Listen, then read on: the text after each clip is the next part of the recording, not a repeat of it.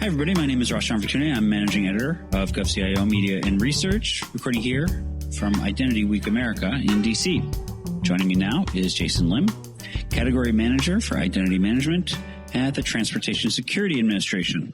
Welcome to the program. Thanks, Ross. Happy to be here.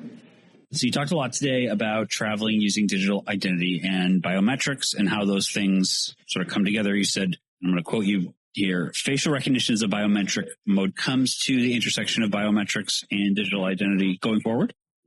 Sure. Facial recognition really as a technology really started maturing with the advent of convolutional neural network, which is a machine learning strategy, that really started about 10 years ago. So with that technology and the ability, the accuracy of facial recognition technologies to match, your face to a photograph really increased exponentially. So NIST, National Institute for Standards and Technology, they did a annual testing to see the state of the industry for facial recognition, and you can tell how much better it's been getting over time, right? The performance has been increasing geometrically. At the same time, your face as a photograph exists on the ID as well as exists on, passports. So all the kind of major identity documentation or credentials has your face on it. So it almost like a fortuitous kind of emergence in which advances in facial recognition technology and the availability of your photograph to act as a reference image to match your live face against came together, to really accelerate and make better the identity verification function, especially for TSA. Yeah, you'd mentioned earlier during the panel that it's the accuracy rate is really quite high. So it makes sense that would be the way to do this. Again, is also, I'm sorry to keep quoting this panel back to you. You were just there, but for the people who are listening, you talked about the face being in everyday life the way we identify one another as opposed to your fingerprint or your social or whatever. So it makes sense that would be the preferred way for biometrics. Interoperability is the word of the year, seemingly. It's obviously all tech questions when it comes to government as part of that. So how is TSA working with government agencies in the U.S. and internationally to make sure that these digital identities are interoperable, how that these markers are not just readable by one or another group? Yeah, absolutely. So TSA has a very stated and public strategic intent to want to facilitate open architecture across all its technology stack, right?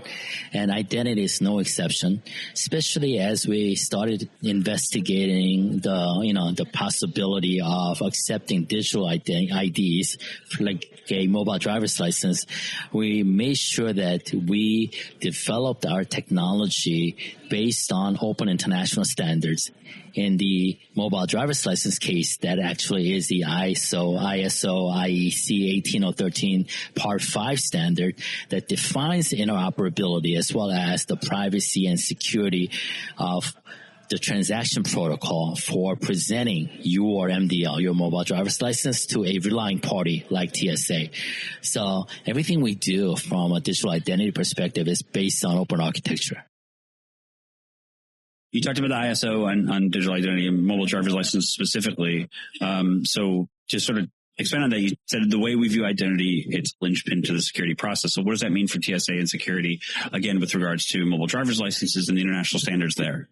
Yeah, absolutely. So when I say identity is a linchpin to our whole security process, that TSA and the U.S. government, the way we do aviation security is different from other countries in that you get differentiated physical screening experience based on who you are and what your potential vetting status is, right?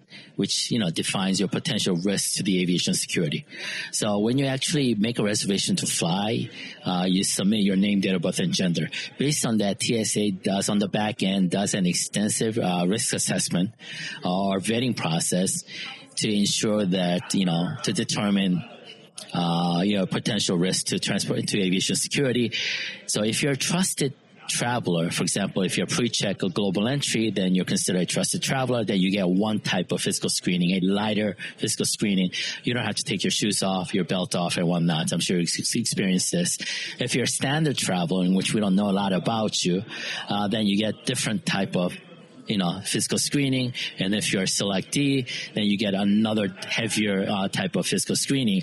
So in order to know who you are and what your potential vetting status is, we have to know exactly, to a very high degree, be confident of who actually you are, right? Based on your ID that you present to us and whatnot. So in that case, so identity becomes the kind of arbitrator of what type of physical security screening you get at TSA checkpoint. We're at a conference, obviously, that is a lot of industry folks and a lot of new technology and things like that. What is the role of industry and PPPs, public-private partnerships, in TSA's mission? Yeah, so TSA is an embedded part of the larger travel ecosystem. I don't think we can ever forget that, travel ecosystem consists of multiple players, airports, airlines to boot, but also car rental companies, concessions, right, stores, and also the different population that are part of the overall ecosystem, not just passengers, but airport workers, our screeners, right? Airline workers. So you have to take all that into account in order to make sure that you create something that is seamless across different populations for different use cases, because you can't really customize your solution to just specific use cases, specific population. Otherwise, the utility and the adoptions of such a solution is not really viable at that point. Well, sort of to that end, I know the technology is advancing on both sides. The speed of the bad guys is sometimes faster than the speed of the proverbial good guys. So as far as innovation in digital identity, how does that factor into keeping one step ahead of the bad guys? Yeah, so compared to a physical ID, which can be faked, right? And there are different ways to actually create a lot of good fake IDs. Digital identity, authenticating a digital ID is based